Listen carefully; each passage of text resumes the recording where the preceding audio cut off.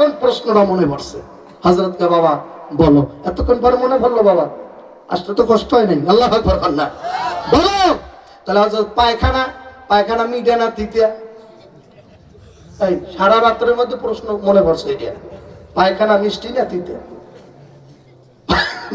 পায়খানা মিঠা না তিতা? আল্লাহ বলি রহমাতুল্লাহ লেখে বাবা, পায়খানা যখন প্রথম পায়খানা করায় তখন মিষ্টি, যখন বাবা ওইটা শুকাই যায় তখন তিতা। হযরত খাইছেন আপনি?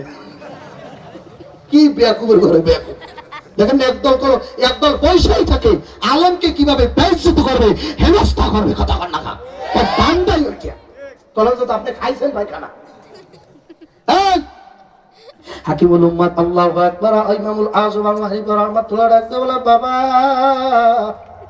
প্রথম পায়খানা করলে যে মিষ্টি লাগে, আবার কয়েক ঘন্টা আবার পায়খানা পূরণ হয়ে গেলে যে তিতা লাগে, এটা খাইয়ে দেখা লাগে না?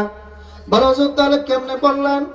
আল্লাহর ওলি ইমামুল আযম ডাক দিয়ে বলতেছে, ওরে বানিয়া সঙ্গের জ্ঞানীরা বুঝিয়ালা, তোমরা মনে করছো তোমরা জ্ঞানী, আসল জ্ঞানী হইলো যাইয়া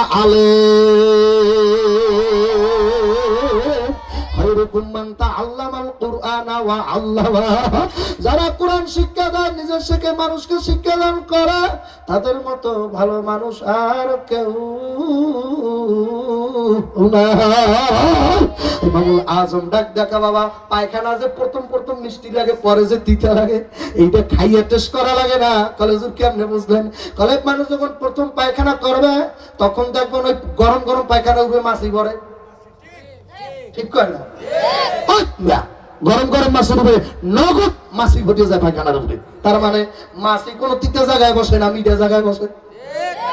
আল্লাহ ইয়া